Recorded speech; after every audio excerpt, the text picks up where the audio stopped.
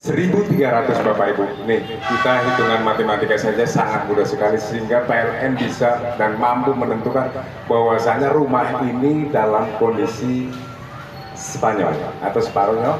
Ini bahasanya kira-kira ya, Spanyol. Nah gini, 1.300 kalau daya kita adalah 1.300, voltasenya 220, maka daya sama dengan voltase kali ampere. Kalau misalkan voltasenya 220, maka jika listrik kita 1.300 berapa? MCB yang kita gunakan berapa? 6 ampere. Kemudian dirubah oleh Bapak karena Bapak pasang AC, kemudian ada jet pump, ada magic jet. Begitu pasang nambah satu AC sering turun. Ya. Diganti dengan 10 ampere, maka berubah kekuatannya jadi berapa? 10 kali 220, maka dayanya menjadi 2.200. Itulah yang disebutnya Spanyol. Itu pelanggaran ya. Itu termasuk pelanggaran P2TL. Itu termasuk pelanggaran.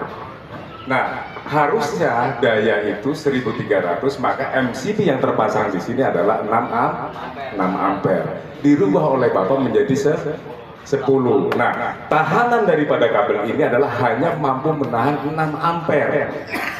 Sehingga setelah diganti 10, maka kabel ini akan mudah menganga atau panas, cepat panas. Nah, digunakan untuk apa saja? Untuk listrik, lampu, kulkas, AC, kemudian magic jet, sanyo. Maka kabel ini lama-lama kuat nggak? Kuat ya, tapi tidak tahan lama. Maka di saat dipakai sehari, setiap hari, bulan. Nah, pada bulan keberapakah akan mengalami terbakar? Pada bulan keberapakah akan mengalami konsleting list? Kapan? Ada yang tahu? Kapan terjadi? Tidak ada yang tahu ya. Nah, inilah yang disebut fenomena listrik, karena adanya perubahan daya. Paham ya? Listrik ya, itu. Jadi karena adanya perubahan daya, maka kabelnya tidak mampu menahan arus yang masuk. Harusnya dia mampu menahan yang 6 ampere. Karena sudah diganti 10 ampere, maka dia arusnya adalah 10 ampere. Nyambung nyampe sini Bapak-bapak, Ibu-ibu? Ya, agak nyambung ya. Kalau nggak nyambung ya disambung-sambungin Pak ya. Ya, nah itu. Nah tadi pertanyaan saya, kenapa hanya yang tertulis di gardu PLN atau yang di gardu-gardu ada di kelurahan itu adalah awas tegangan tinggi, bukan awas arus tinggi? Kenapa? Karena ini jawabannya satu. Arus bisa dibatasi. Karena arus bisa dibatasi, sedangkan tegangan tidak bisa dibatasi. Tegangan tetap Bapak-bapak 220 volt, maka tetap 220 volt. Nah, arus itu bisa dibatasi. Contoh, di sini 6 ampere, kemudian bisa dibatasi dengan apa? Adanya beban, yaitu adanya lampu, kemudian adanya setrikaan, adanya colokan TV, ya. Itu jadi arus yang masuk itu sudah terbagi, namun tegangan itu tidak berubah, yaitu tetap 220 volt. Maka yang tertulis di dalam gardu-gardu adalah awas tegangan tinggi. Dong Pak, nyampe sini Bapak Ibu, dong. Jadi arus itu bisa dibatasi, yaitu dengan beban listrik. Nah, maka dari itu bijaklah kita menjadi seorang yang di dalam menggunakan listrik penting buat kehidupan kita ya. Sekarang apa saja serba menggunakan baterai listrik yang dicas ya, kemudian bisa disimpan. Dan kami sarankan, jika terjadi pemadaman listrik, jangan sekali-kali saat ini itu loh, ya zaman sekarang saat ini, jangan gunakan lilin, jangan gunakan lampu teplok, ya. Gunakanlah lilin baterai yang dicas.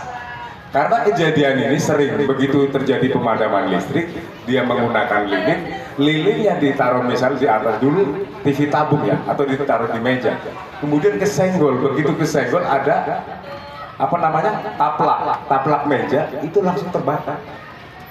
Namun kalau misalkan seandainya menggunakan baterai listrik, senter listrik, itu aman, jadi kesenggol aman, jatuh pun aman, jadi tidak menimbulkan kebakaran ya. Jadi kita untuk saat ini harus lebih bijak lagi di dalam situasi apapun, baik sedang listrik mati atau padam dari PLN, kita gunakan senter ya cas, jangan gunakan lilin lagi. Bukan berarti saya tidak membolehkan menggunakan lilin, namun bahayanya ada ya. Ada bahaya yang bisa ditimbulkan daripada lilin itu sendiri. Seandainya malam, misalkan malam kemudian Bapak udah dinyalakan lilinnya, udah mau habis terus disambung, kemudian setelah itu Bapak Ibu terlelap tidur, lilin itu misal kesenggol oleh tikus, nah itulah awal dari pada musibah yang akan terjadi. Tatakannya pakai plastik, bukan pakai yang apa, yang tidak mudah terbakar, yaitu pakai kaleng ataupun pakai beling ya. Jadi itu Bapak Ibu ya. Sampai sini ada pertanyaan Bapak Ibu? Ada pertanyaan? Ya, tips terakhir, tips jika terjadi kebakaran pada listrik. Langkah yang pertama adalah 1, turunkan kilometer dahulu ya, turunkan kilometer. Yang kedua, beranikan diri untuk kecuali Bapak sedang rehab atau sedang membangun, pasti di rumah ada stok pasir. Begitu kebakaran listrik, ambil 1 karung, dipadamkan dengan pasir ya. Nah itu. Jadi tips yang pertama, turunkan kilometer dahulu. Paling pertama ya. Jangan sampai Bapak panik, jangan sampai Bapak tidak menguasai diri, begitu kebakaran listrik langsung ambil air disiram. Apa yang terjadi? Yang terjadi adalah listriknya mati. Yang kedua, orang yang memadamkan juga ikut kesetrum. Setelah kesetrum, minta tolong Mas. Begitu minta tolong, dipegang lagi oleh orang lagi, ditolong lagi. Yang kedua kesetrum lagi, minta tolong lagi, kesetrum lagi. Nah, namanya ini adalah kesetrum berjamaah atau berantai. Nah itu bahaya. Maka dari itu kita harus berilmu Bapak Ibu. Kita harus berilmu, kita harus banyak membaca benda-benda penghantar listrik. 1 diantaranya tembaga, besi, seng, jenis logam. Yang tadi saya sebut adalah air. Air adalah konduktor terbaik untuk menghantarkan listrik. Maka begitu menyiramkan kejadian kebakaran dengan air, di saat menyiramkan seperti ini, ada tetesan air. Tangan kita basah, tidak pakai sendal, maka yang terjadi adalah listrik menghantarkan melalui air, kemudian menyentuh tubuh kita. Setelah itu kita, kalau misalkan itu ketahuan Bapak Ibu, ketahuan tetangganya, ketahuan istrinya, ketahuan anaknya. Kalau misalkan tidak ketahuan, tidak ada saksi pun, tidak ada orang pun di dalam rumah itu yang melihat. Pertolongan pertama dari siapa? Dari siapa? Allah Subhanahu wa Ta'ala. Luar biasa. Itu langsung dijemput Pak, dijemput ya. Bagian listrik kan ada berdarah nih Pak. Iya makanya uang juga tidak ada saudara. Ini antara hubungan listrik dan uang ini ya. Uang gak ada saudaranya, listrik tidak ada saudaranya. Ya baik Bapak Ibu, terima kasih banyak sudah antusias mendengarkan tentang kelistrikan. Saya Gian Hasto. Terima kasih banyak kepada bapak-bapak, ibu-ibu yang sudah mau dan hadir di sini untuk mendapatkan beberapa teori dan materi tentang cara pemadaman dan beberapa tips terhadap bahaya kebakaran. Nah, Bapak Ibu, setelah ini Bapak langsung melaksanakan praktek menggunakan karung boni dan praktek pemadaman dengan menggunakan APAR. Saya Gian Hasto, terima kasih banyak. Saya akhiri, wassalamualaikum warahmatullahi wabarakatuh. Bosen nih. Nah di sini ini kita mungkin ibu bapak sudah kenal semua alat-alat ini. Ini namanya apa? Selimut sutra, Pak. Ya karungoni udah tahu semuanya ya. Karungoni. Nah ini fungsinya buat apa? Buat karungin aris. Buat baju boleh, buat beras boleh ya. Nah kalau Tukang sampah, Pak, bisa. tukang sampah boleh. Kalau di PPSU ya. Tapi kalau di pemadam beda lagi. Ini buat peraga pemadaman. Ya, di sini ada karungoni bisa dipergunakan untuk pemadaman. Caranya bagaimana? Air, Pak. Di bahasa udah tahu ya, udah sering kita kegiatan ya. Kita mengulas lagi biar kita tidak panik. Karena kalau kita nggak sering latihan biasanya lupa dan paniknya jalan terus kalau tidak latihan ya. Ini ada karungoni, tuh dibasahin. Selain karungoni apa lagi bisa? Anduk, betul anduk. Baju bekas. Sarung bapaknya boleh, lagi dipakai. Boleh.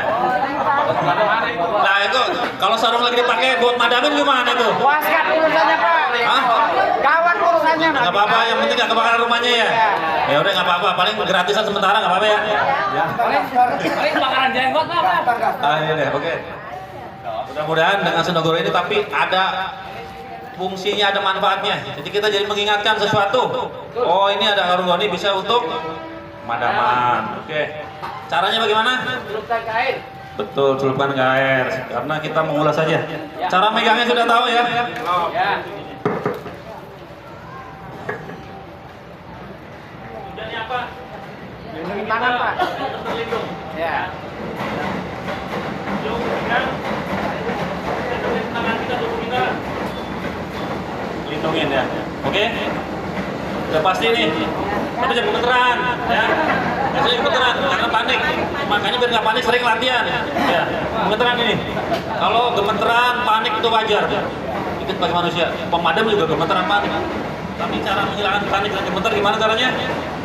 Sering latihan, betul. Dengan caranya sering latihan berarti kita mengurangi panik dan gemeteran. Ya, oke, bagus. Terus gimana nih Pak kalau udah begini?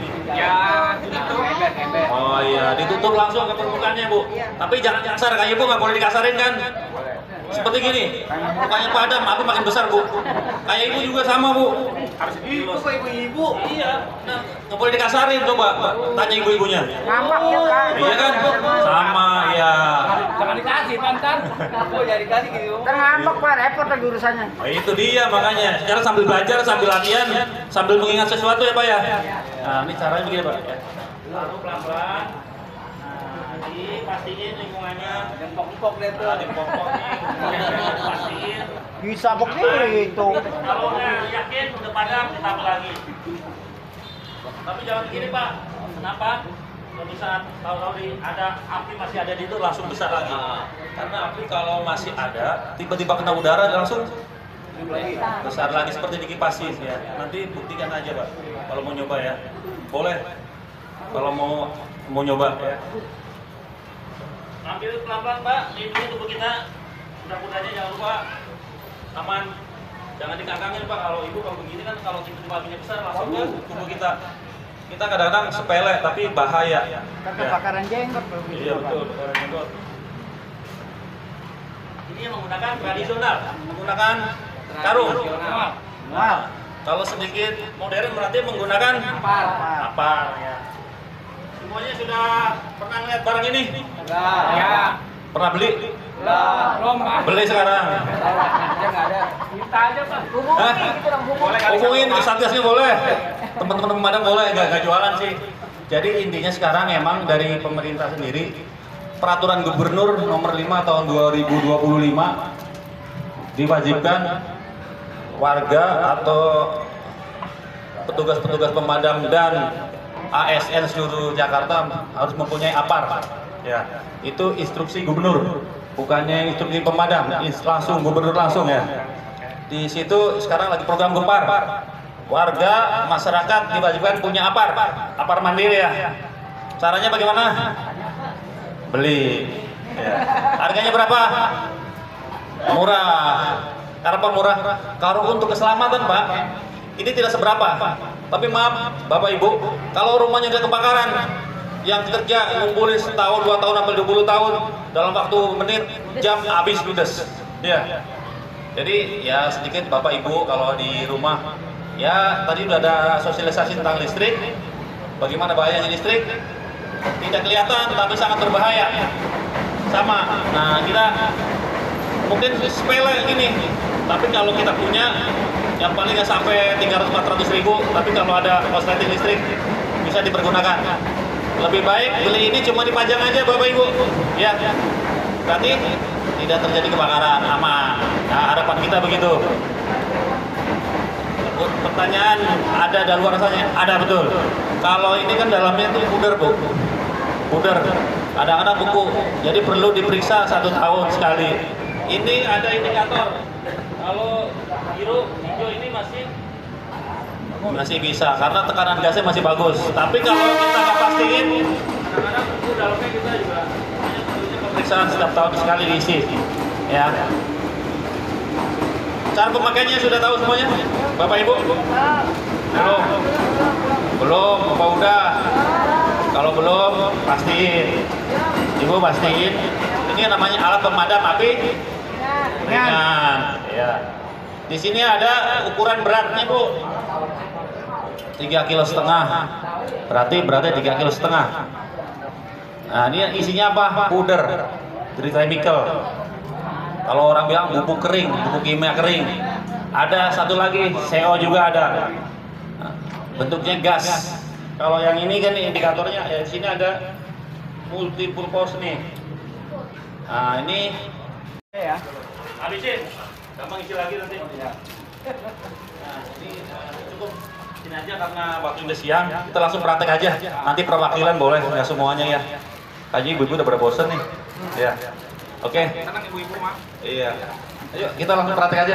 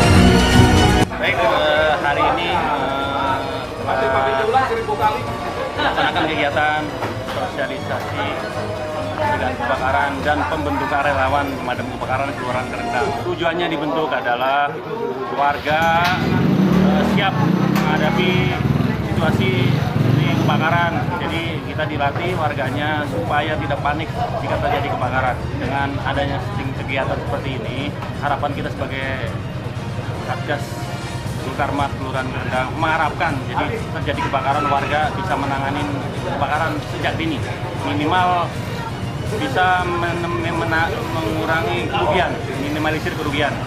Jadi kalau sudah warga sudah bisa menangani sejak ini, jadi kerugian bisa minimalisir, kerugian benda maupun harta.